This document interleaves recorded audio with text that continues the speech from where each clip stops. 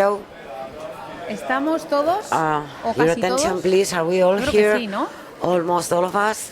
Bueno, pues ya llegamos Okay, a la rectísima final. A ver si es Just recta o es curva, ahora about to veremos. finish. Let's see Antes de if it's a straight esta line última or ponencia y not. después de las conclusiones finales, And a través de la aplicación os queremos lanzar before this una presentation última and pregunta through the para que application, there will votéis, be ¿vale? just ¿Os parece a oportuno hacerlo en last este momento? question Y la for you to pregunta es, vote. The question con is the todo lo que ya following: sabíais, with everything you knew con todo lo que ya traíais en vuestra cabeza, before más lo que coming habéis ido here, aprendiendo aquí y habéis plus ido what you have generando been entre learning todos, y here por lo que and me vais generating contando among está siendo all of you, mucho.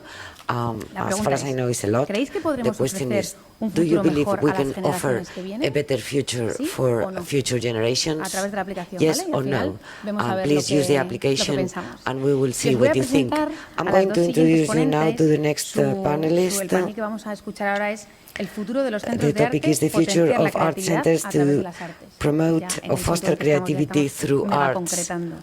Ellas son They la are doctora Elif, Dr. Elif Gokcigdem, Gokcigdem, fundadora de una iniciativa founder muy of interesante an que se llama interesting Empathy Buildings initiative. through the Museums, cuyo Empathy objetivo es meetings transformar through the los museos museums. The en objective is to plataformas que transform inspiren cambios museums de comportamiento, in platforms actitudes that will empáticas trigger y una changes visión in del mundo que tenga behavior consideración a and toda la humanidad y el planeta. empathy Ahí es nada. and a view of the world that will take into Os va a account contar the whole todo planet. eso, ¿no? She will speak Mucho about más it. extendido. Y luego tenemos a Karleen Gardner, And que we es also directora have del Departamento de Karleen Innovación Gardner, Educativa Director of the del Instituto de Education Minneapolis Innovation para las Department Artes at the y del Minneapolis Centro para la Institute Empatía for Arts y las and the Artes Center Visuales. for Empathy Van a and analizar diferentes Visual Arts. maneras en They las que el will arte analyze puede different ways emplearse para in which contribuir art can que be los used visitantes respeten so y that aprecien visitors culturas y respect puntos and de vista appreciate y puntos de vista e different ideas cultures, diferentes. ideas and Tenéis, viewpoints. supongo que ya os habéis acostumbrado a As you utilizar know, en la aplicación y a ver todas you las probably vídeos y know los how to resúmenes de use las the conferencias, APPs. porque aquí solo You podemos dar also have a las chance to pinceladas, see the pero ellas son summary mucho of más the de lo que yo acabo de conferences. contar. But Así que of os course dejo they con will ellas. introduce Muchas much gracias. more than the brief introduction I've made.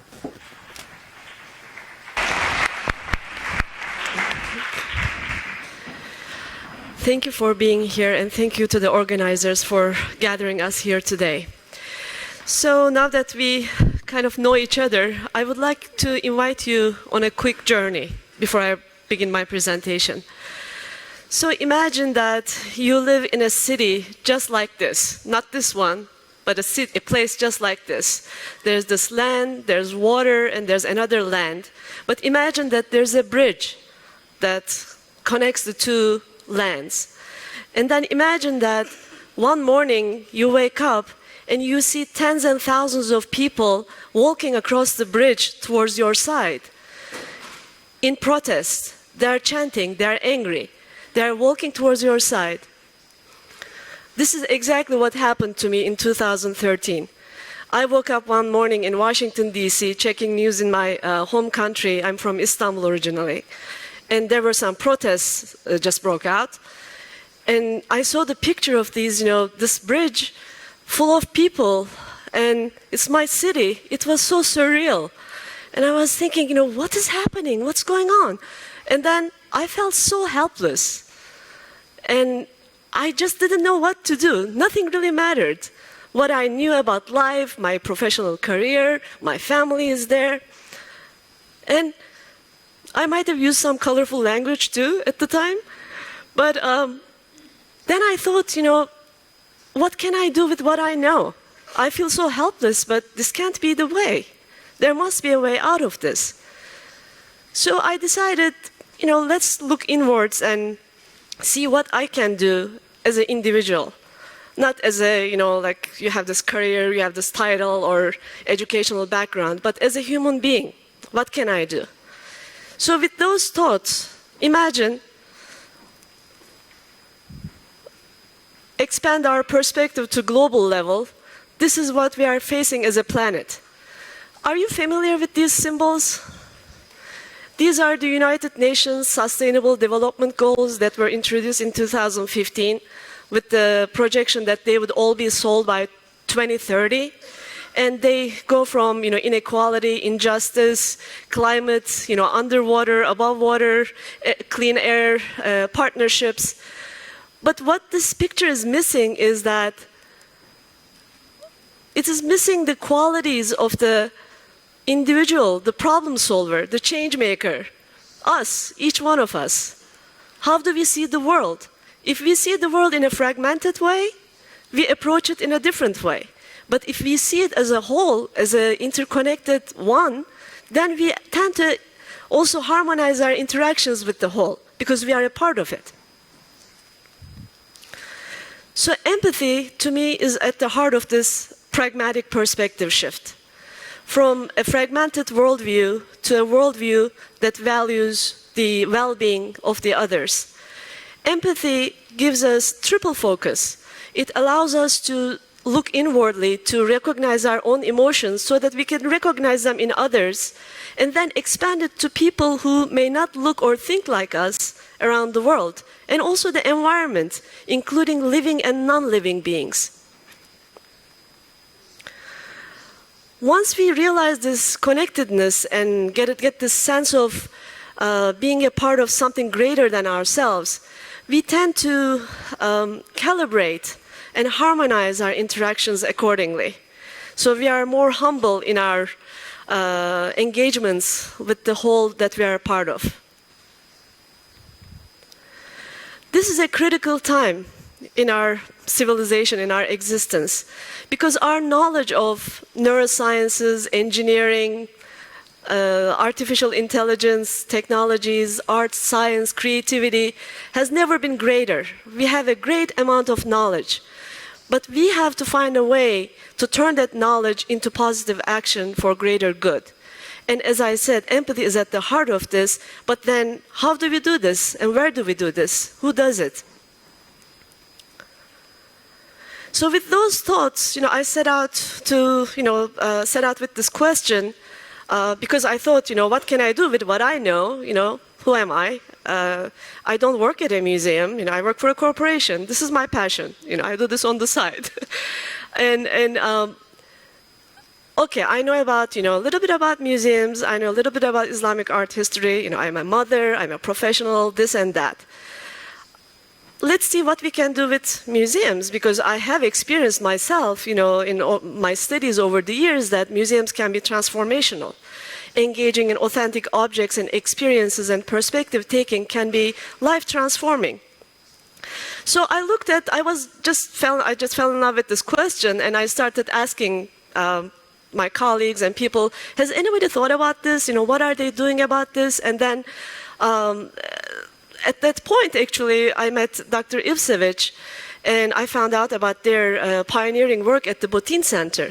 And they kindly contributed a chapter in this book, which enabled me to convince others that this can be a reality. It is not something, a concept that came up to me, out of frustration.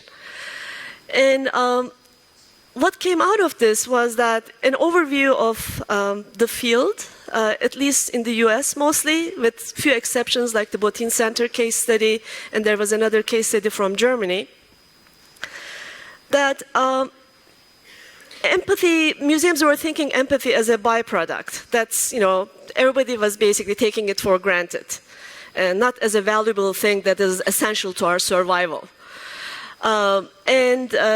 And they have been using it. The more I ask questions, they say, oh yeah, we do that for, it's an institutional value. We sort of take care of our hiring practices, including diverse perspectives. We include, different departments in decision making. We value the voice of the visitor in organizing our exhibitions or drafting our labels. The other one was empathy as an educational tool, but it was sort of like a one-directional tool. It was like, I need to read the mind of my visitor so that I can get them through my doors so I can educate them. So there's still a hierarchy of knowledge, like I know better and I will educate you with the best intentions, but I think it has room for improvement.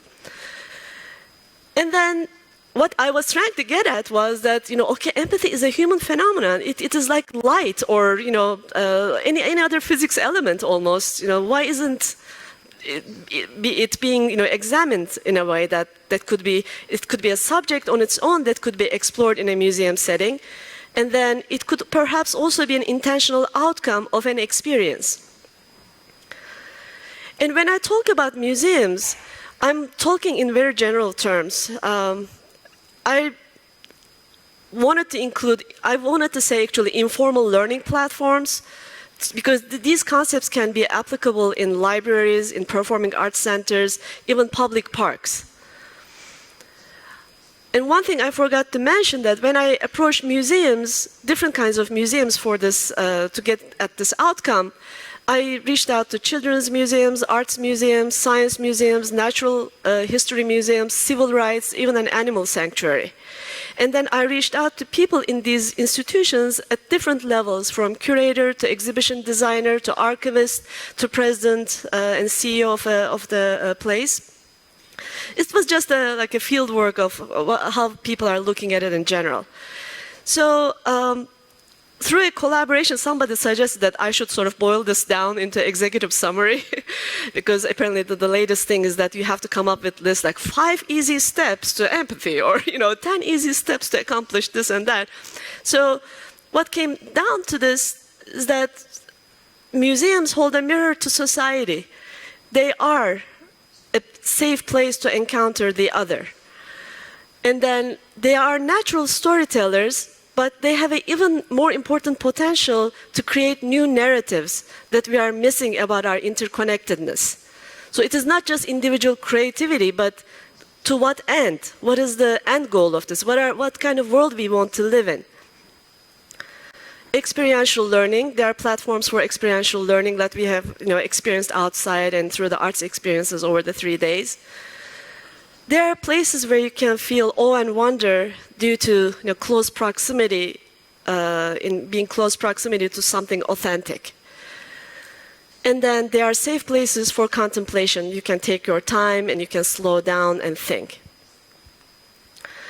And then, with this result, I got even more curious. Then, I've been learning some terminology here, like regulating our emotions, like naming them. So what makes empathy really? It is not just the clinical term that we see in a dictionary or like a simple Google search. Yes, it is mirror neurons that, we sort of feel like, imagine to feel like another. But we also intuitively know that there are some ingredients that bring this sense of place, which helps foster empathy. But to do that, we have to ask some hard questions, actually. What is the object of your empathy? What are you trying to get your audience? What are you trying to foster empathy towards? Wherever you go around the world, there's always another. To me, where I come from, there's others, our neighbors in the region. In the US, there are others across the border, down south, So there's always an other. But is this the kind of world we live in, we want to live in? That doesn't really fit in the interconnectedness concept, if we believe that that might be an important worldview to keep in mind. And then part 1 looked at how do we perceive the other? So what is the other? How do we define other? And I invited writers from, experts from neuroscience, from behavioral sciences, philosophy, artificial intelligence experts, to learn from them how they perceive the other through our intellect, through our heart. There was a spiritual leader who talked about that, and through artificial, augmented reality, which can be a whole, the topic of a different conversation, because then there are multiple identities come into play.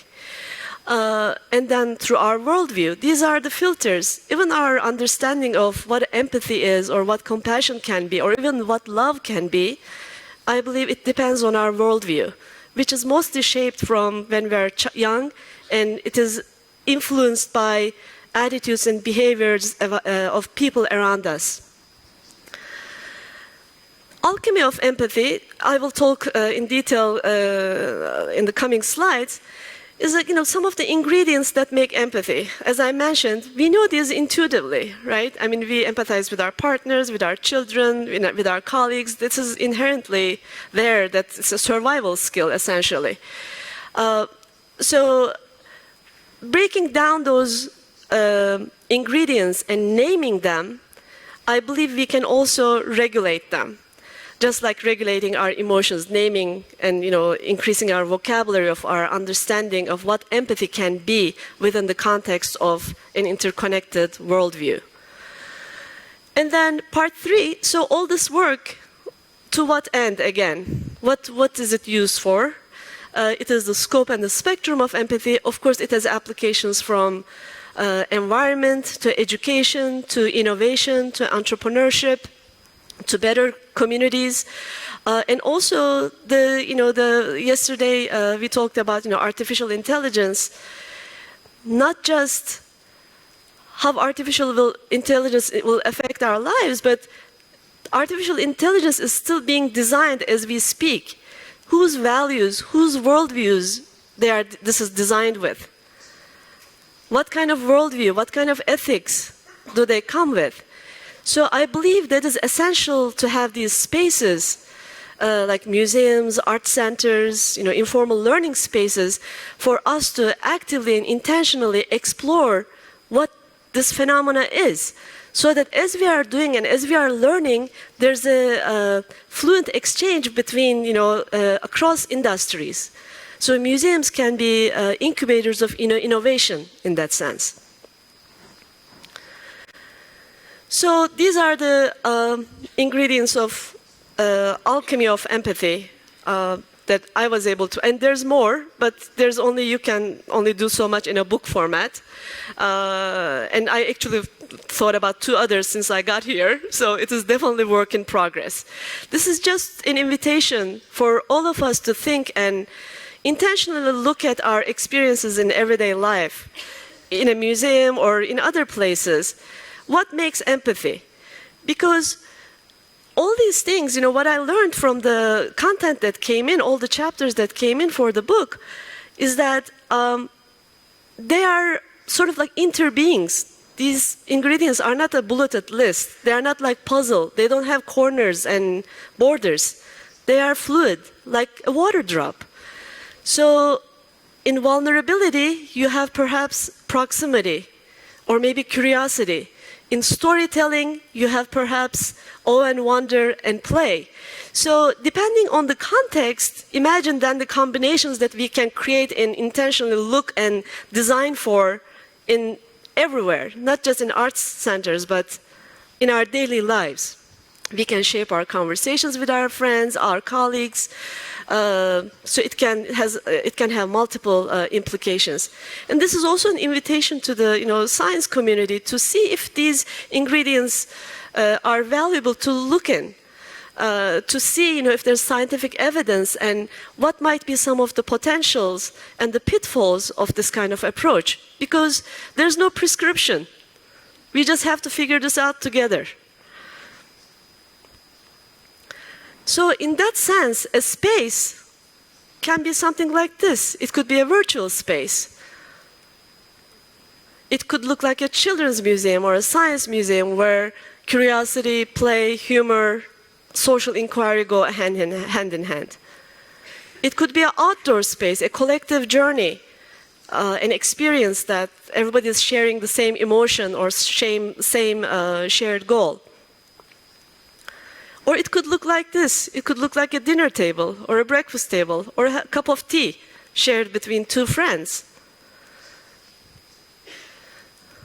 This is an example of a space. So I would like you to keep an open mind and try to figure out what ingredients you would place in this space.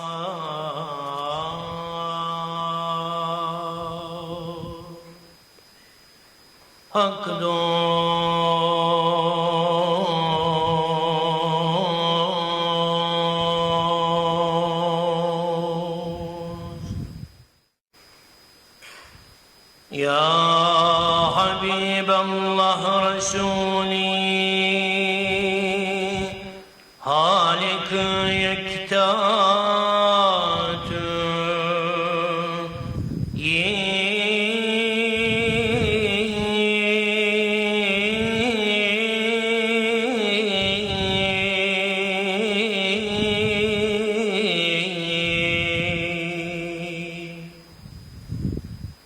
Bergüzini Zülcelali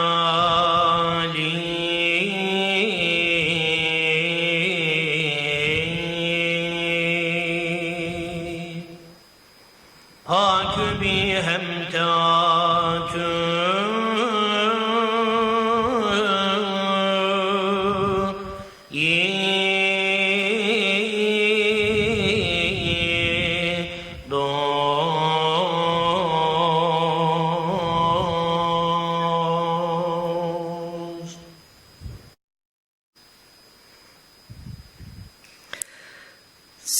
like to ask you quickly, have you very inspired to associate this space? What does, ideological or religious, connotations or cultural tags, labels, how would you associate this space? Like there's something happening here.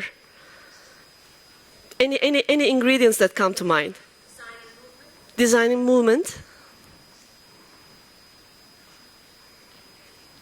I'm sorry? Meditation. Energy. Sharing. Connection. Synchronicity. Freedom. Acts. Rotation. Yeah? So all these things, if we look at them deeper, to me, I was so moved actually with the Calder exhibit and the dance, sculpting the movement exercise, artistic experience. To me, there's no difference between this ritual with what was expressed in the art gallery. It is a yearning towards our expression of our humanness. It's creative expression.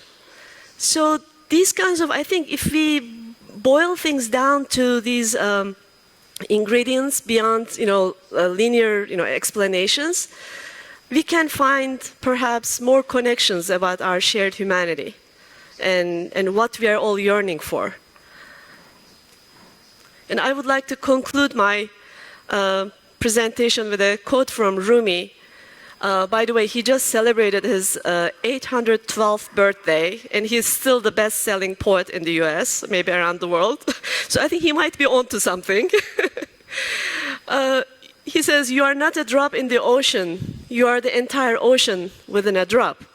So I think this goes not only to emotions or the ingredients of, the alchemy of empathy, but it is true for each one of us. Yesterday, Giovanni mentioned this Big Bang, as the big creation, right? I believe we all share this yearning to, through the exploration of variety around us, the beauty around us, we all have this yearning for connection, to be one, to be interconnected. And perhaps that's what our truth is, and it might be worth looking into. Thank you.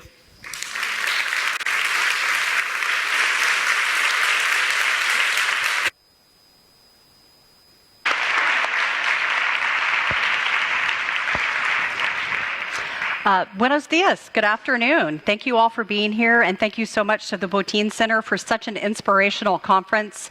I have a million ideas in my head and 10 research projects I want to do, so thank you for that. Today I'm going to talk about how museums, art centers, how we really need to be innovative, creative. We need to think much more about the impact we can have on our communities, how we need, as institutions, we need to model vulnerability and both practice and foster empathy. So this is an image of my museum. It's 103 years old. And the quote up here is from a famous Smithsonian museum professional, Stephen Weil. And in 2002, he published a book, Making Museums Matter. And his chapter was called From Being About Something to Being for Somebody.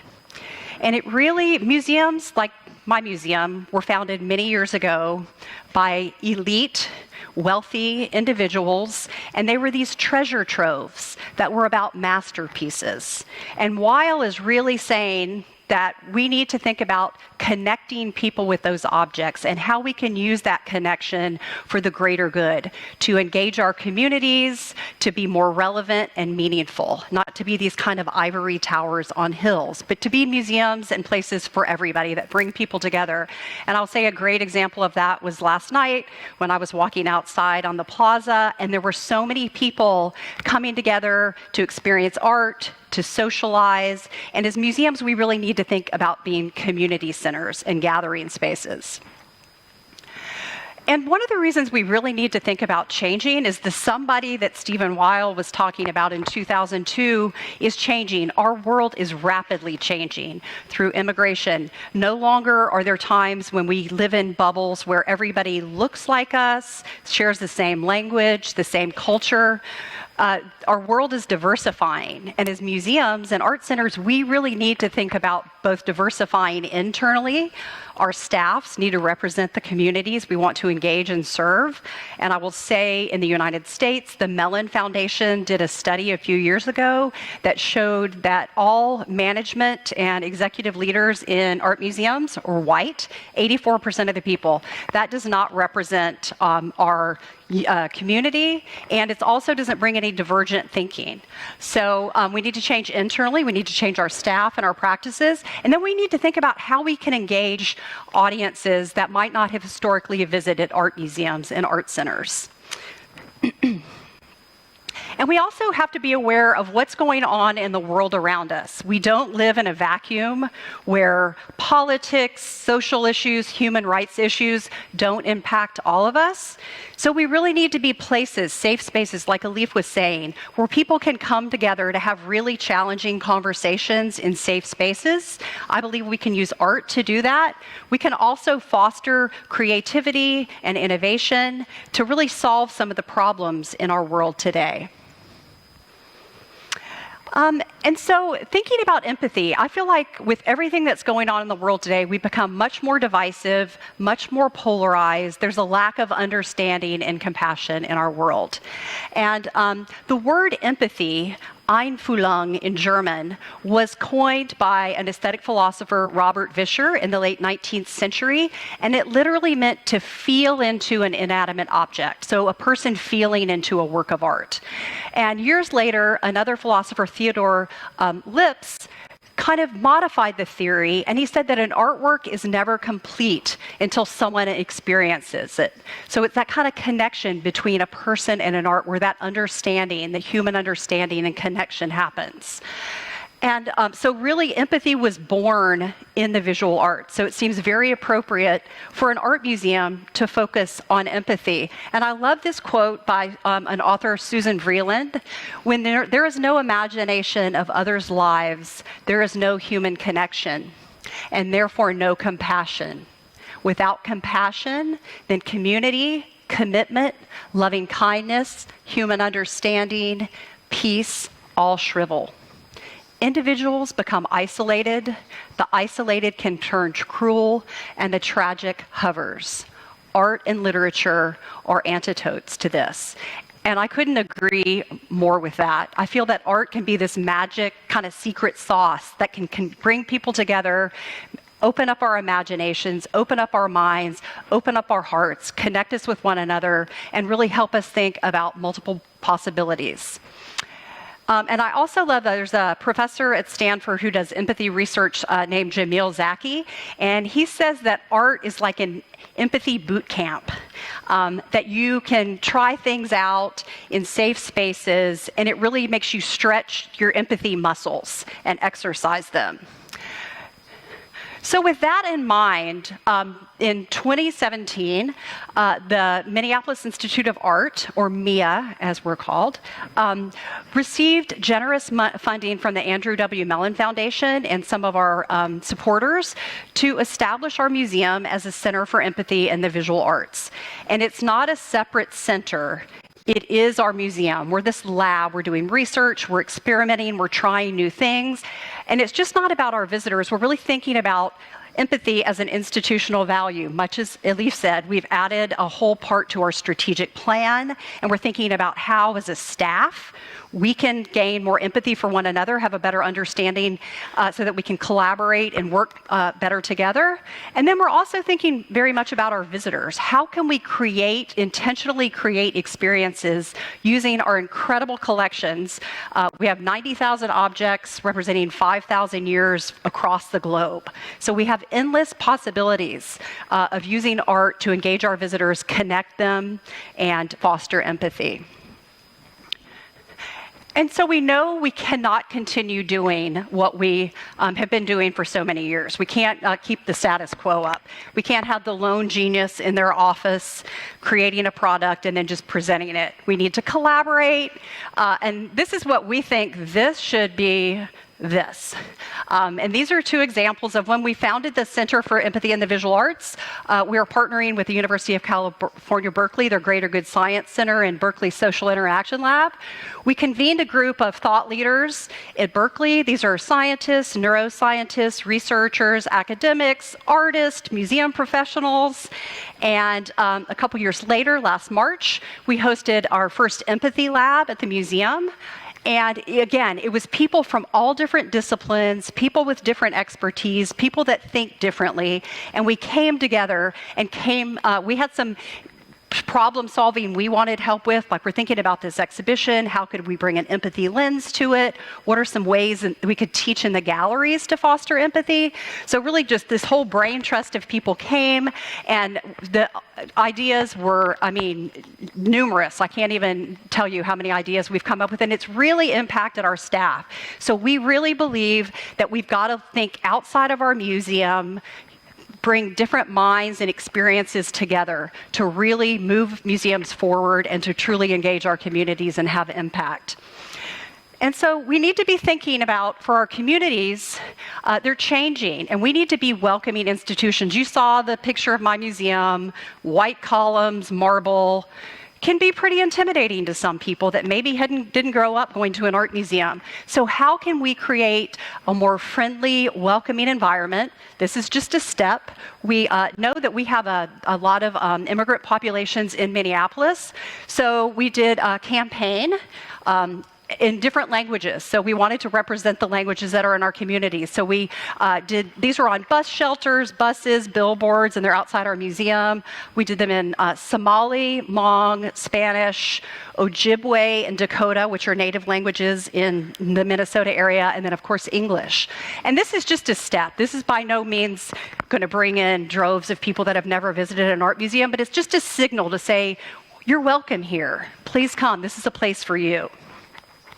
And we also heard from our visitors and our staff, since we really are diversifying our staff, diversifying our visitorship, that we need to think about things people might need. And we kept hearing that we needed a prayer room.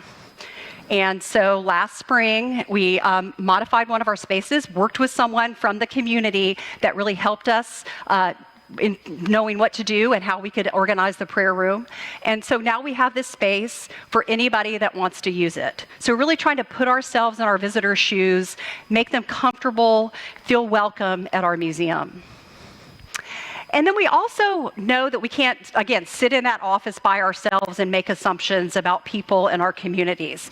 So we have a real focus now on community advisory committees. If we're doing an exhibition, we need to talk to people that represent that culture or that community and get their perspectives, and then actually do something with it, not just do it and check a box, but to authentically engage people and really deliver on what we say that we're going to do. And then we're also doing listening sessions. We're going out to communities where people are, not expecting them to come to the museum. Oftentimes these are people that have never visited our museum, and really listening to them and getting their ideas and their feedback. And then we do a lot of focus groups too. So we're doing a lot of active listening and then really putting that into practice. Again, all those diverse perspectives that can help us be a better, more engaging institution. And as I mentioned earlier, we're working with the University of California, Berkeley on a research project. Surprisingly, there's not a lot of scientific research that shows that the visual arts foster empathy. And I know in my heart and my gut that it happens. It does, but there's no data to show that. So that's kind of what inspired this research project. And we're doing a study on facilitated experience, gallery tours. So these are from tours for 9 to 13-year-old students. And we give really good tours at the museum, but how could we be more intentional about these tours fostering empathy? So again, creating a space, sitting down with the students or the adults, talking about kind of the ground rules or the ground rules, or what do you want to see? How can we make this a safe space? How can we create a place where people can be vulnerable and share personal things about themselves? We did the emotion check-in, like Zorana said. We'd never done that before, just checking in to see how people are feeling. They can point to an emoji, they can use a pipe cleaner to make the feeling, or they can just share that with us. And then we're thinking a lot in the tours themselves about emotion recognition, body language, so identifying those in artworks, and then also very much thinking about perspective taking. And this is something we love, Harvard Project Zero's global thinking routines. And this is one that we use a lot. And it's really challenges people to identify someone in an artwork and really try to think about their perspective. What do they know? What are they feeling? What are they thinking? And then kind of stepping back and saying, okay, you can't take things just at face value. If you really want to foster empathy, you've got to dig deeper. And so what more might you need to know or learn about that person so you could have greater understanding? And then stepping back and really thinking about how hard it is to take on someone else's perspective. We can't ever completely take someone else's perspective, but we can really try to understand things from their point of view. You don't have to necessarily agree, but you can have better understanding. And ultimately, we hope all these experiences in the museum will lead to action in the way people view and act in the world. We're also thinking in our public programs, how can we bring different perspectives and viewpoints? This was a project we did with the Advocates for Human Rights, and we worked with 3 spoken word artists that are from our community who are all refugees to Minneapolis. We asked them to go to our galleries, find a piece of artwork that inspired them, and then to create a piece of artwork. And so you can see them each performing in the galleries with the objects they selected. And each of the objects they picked were from their countries of origin and really helped them tell their migration experience. And then we had a group discussion afterwards with the audience. So really humanizing art, hearing those personal stories, like that ingredient, storytelling, that human connection, really trying to build bridges between people that some people might see as other. We're also, through art making, there's a lot of research that's been done about senior citizens, and many of them live alone. They're socially isolated, they're depressed. A lot of them are retired, and they're really wanting something that inspires them. They want to learn a new skill. So we have developed a series of workshops and programs for senior citizens at the museum. You can see this is a portrait making one. We've done a graffiti street art program. We've done music, we've done writing, but really trying to empathize, put ourselves in people's shoes, and think about how we can meet their needs. And then, of course, we're thinking about youth. And this is a project we did a couple of years ago called Girls Design the World, and it was with the National Museums of Kenya. And so it was a global exchange program between young women in Minneapolis and young women in Nairobi. And they used the design thinking process, which is very focused on empathy, putting yourself in someone's shoes, seeing things from their perspective, thinking of multiple possibilities. In this case, they were thinking of solutions for environmental problems, challenges in their communities. So they talked with people who were experiencing those challenges, decided what problem they were trying to solve, came up with a bunch of different ideas, finally decided on an idea. They prototyped these ideas, and we created exhibitions in each country of the prototypes, and then the girls traveled to each country. And really thinking about global understanding, they realized that they weren't so different after all. And they also realized that the environmental challenges in their communities weren't that different. Maybe they were different on scale, but they weren't that different. And then it also really gave them self-confidence. One of the young women said, "I found a leader inside myself that I didn't know existed." So really powerful program. This is another one. We're actually recruiting youth for this right now. This is a partnership with a school in Ho Chi Minh City in Vietnam. And this is using art as a catalyst to connect youth. It's really thinking about using art as a form of self-expression, identity building, and then using that to bring youth together to think about global issues and human rights issues. And then in exhibitions, we're also bringing the empathy lens to exhibitions. I will say that we don't have the lone curator who comes up with the idea and that happens. We have a very collaborative process within our museum, but we also know we need more perspectives than that. This is an example. We have a series of several period rooms, like historic period rooms from all over the world in our museum. So you can see this is the former installation, decorative arts, and we did a study, and most people looked at the objects, connected with the objects, but people used to live in these spaces, and people didn't really feel a human connection. So we launched an initiative called Living Rooms to really bring humanity, activate these spaces, and to tell stories that might not have been told in the past.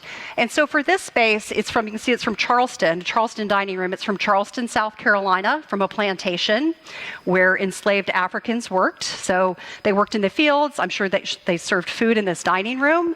So we felt it was very important to elevate that story. So we engaged with members of our community from the African diaspora, African Americans, and we said, what would you want to see in this space? And they said, you definitely have to address the horrors of the transatlantic slave trade. And you also need to celebrate the contributions of the African diaspora. So that's what we did. So we have historic objects paired with contemporary objects. If you can see the portrait video on the right, that is a Senegalese chef named Pierre Thiam, who is world-renowned. We brought him to the museum, did a program with him. So breaking bread, another one of those alchemy of empathy ingredients. It was amazing. We brought people from all different cultures together, and Chef Pierre Thiam and one of our local chefs created a meal. And just the connections over food and that cultural understanding, it was just a magic event, and we're hoping to do more like that. And then also in the front, you can see these baskets. These are sweetgrass baskets. They were made by enslaved Africans for rice cultivation.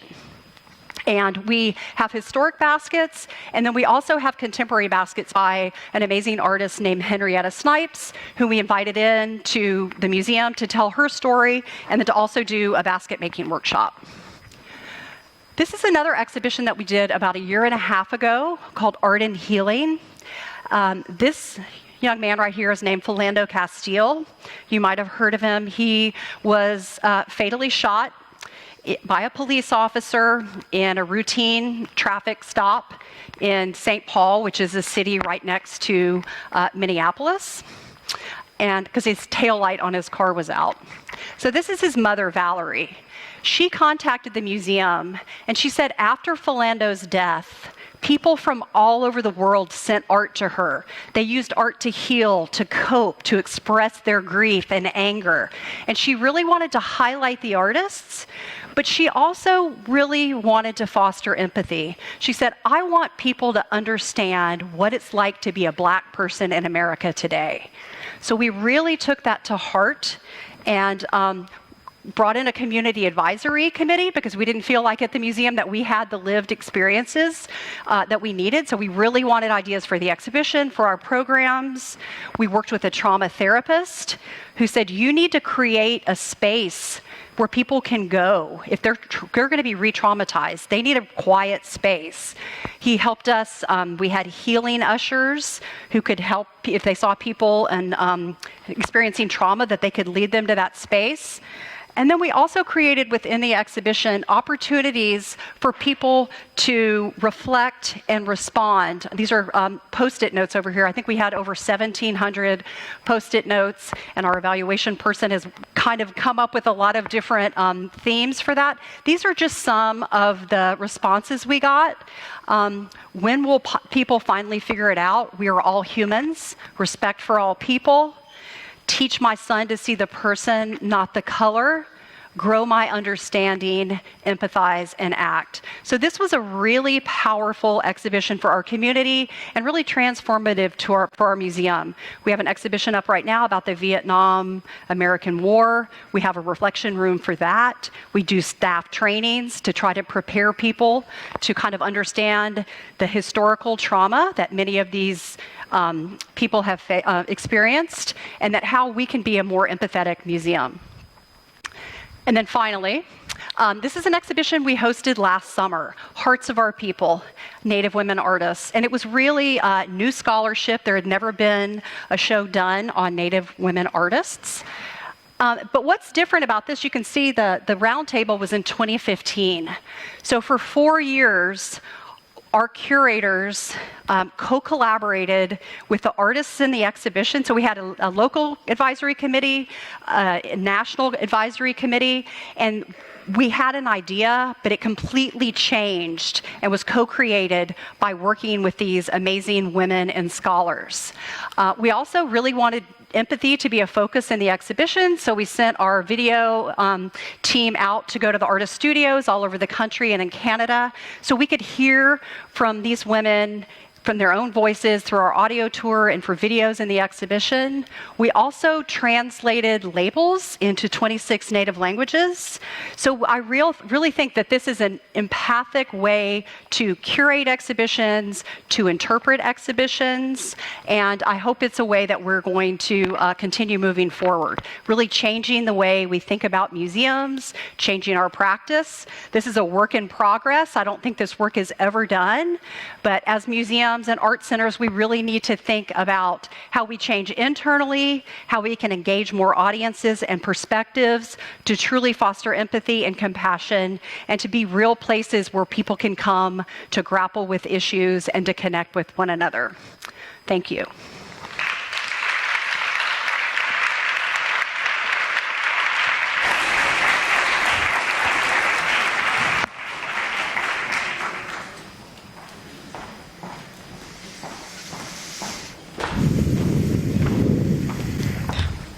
Muy bien, pues vamos con preguntas. Okay, we have some questions. Vamos allá. Comentaba You que said that los museums could pueden be ser incubators incubadoras of innovation. ¿Puede darnos Can you give algunos some ejemplos de examples or museos illustrations of en el mundo museums que considere innovadores that y you las think prácticas are concretas? innovative, and can you speak about specific examples? Was that for, oh, I thought that was for you.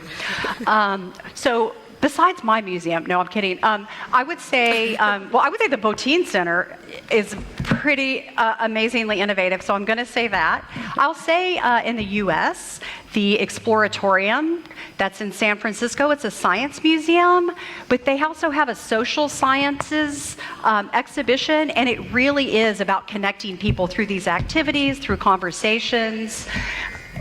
Yeah, they are actually, they were also another inspiration for my work, because I did have an experience in one of their exhibits which helped me face my own biases in a safe space, and it was sort of like an out-of-body experience in a way. It's, those things can lead to a pragmatic perspective shift, and it is, once it happens, it is really hard to see the world as you were seeing it before. And Exploratorium is also, they were the ones who coined the term hands-on exhibits, which is now a big trend and all over the world, especially in children's museums, science museums. But what they are working on right now is called social inquiry exhibits, which are similar to what we have experienced outside with the movie experience, the toys, collaborative toys, games.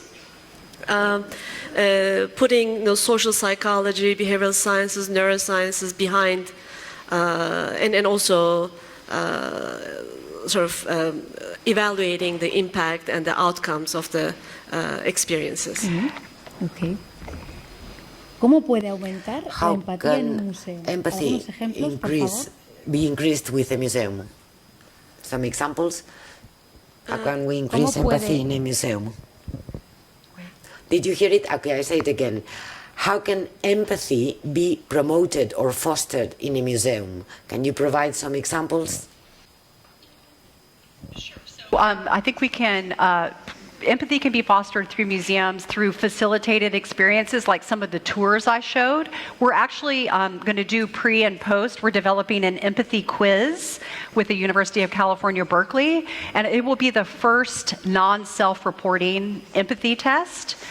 So it's on an iPad, it's about emotion identification, body language, and then there's a lot of perspective taking in it. So I think that we can use are collections, art objects, as well as a dialogue-based teaching practice to engage people not only like empathizing with the artist, empathizing with the subject of the artwork, but then empathizing with each other because it's a social experience. So I think we can do that. And then I think we can also, like some of the exhibitions that I talked about, really think about intentionally integrating empathy into the way we curate, design, and interpret the exhibitions.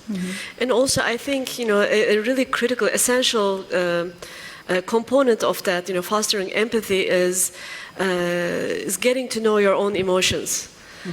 By looking inward and recognizing your own emotions and being able to, articulate them, because that's how you recognize it in others, in, people around you, or through an artwork, through an object.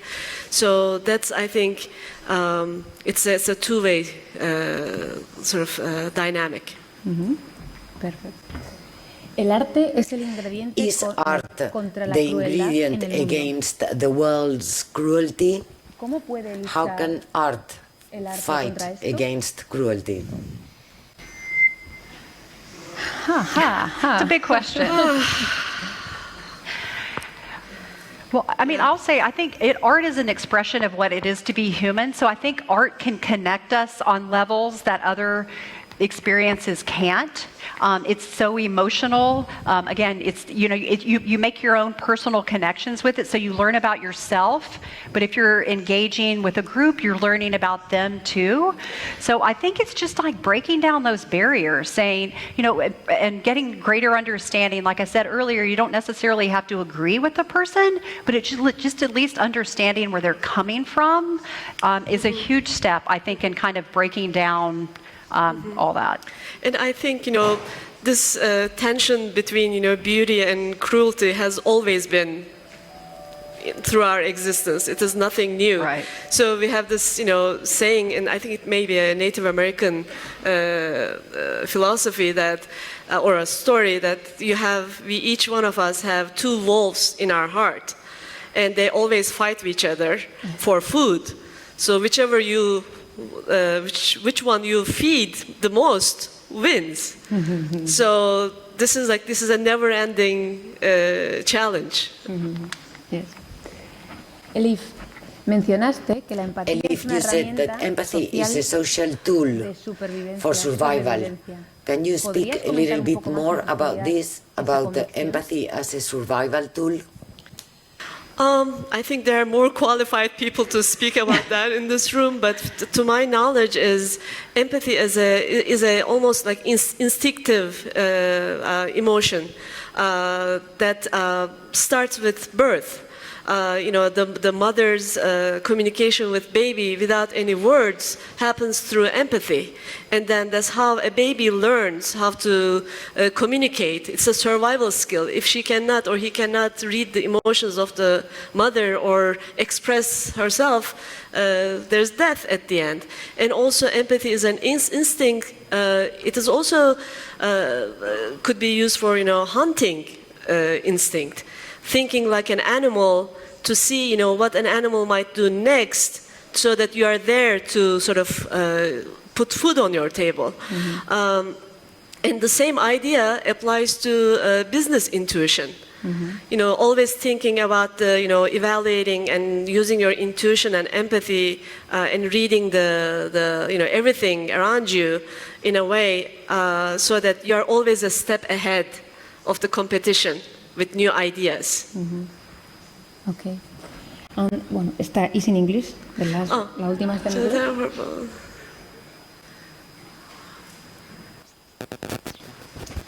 Bueno, está en inglés. Well, I believe vulnerability is essential. Empathy cannot be learned from instructions. No matter how many, bulleted lists you have or diagrams you have, at the end of the day, it's an experience you have to feel. And for anyone to even consider putting themselves through that, because at the end, it's sort of unknown, right? You don't know what's going to happen to you. It requires vulnerability. And not everybody might be open to that. But if we expand this ecosystem of empathy building, not just in art institutions, but through science, through engineering, through, libraries. It has the potential of becoming the norm rather than something that is soft and, it's good to have all those people, they have all these ideas, but it becomes an expectation, it becomes the norm.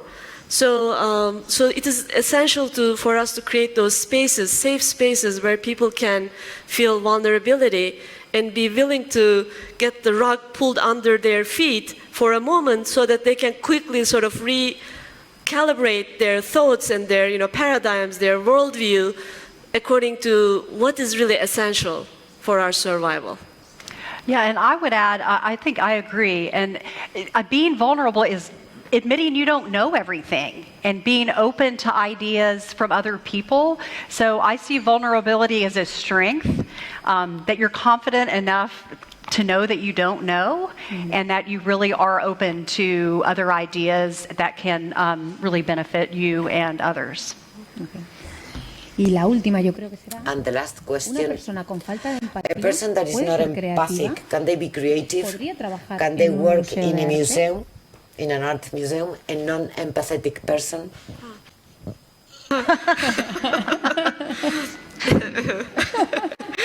Yeah, I mean, all kinds of people in all kinds of environments. But I think empathy is, one thing good about empathy is it is contagious. So if we create the right environment and right culture, there's a chance that those people might be influenced to, again, calibrate their interactions with the rest of the group. So there's a way, again, the two wolves, right? Which one do you feed the most? If most of us are empathetic and caring and kind and compassionate, I believe scientifically it is proven that it is contagious. And this happens even without any words, as simple as like if I start yawning now, you might also start yawning. Or if I start giggling, you might start giggling. So that's a very basic level of empathy. But from then on, how can we build on that instinct or inherent emotion to encapsulate the entire universe? Yeah, and I think, too, we're thinking about everybody at our museum is like, oh, we work at an art museum. Of course we're empathic.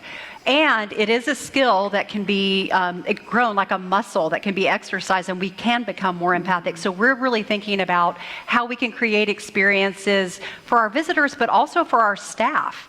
Like the empathy tours, our staff are going on those. So we're using our collection to give people opportunities to be vulnerable and to really strengthen their empathy muscles. Sentirse vulnerables y desarrollar el músculo de la empatía.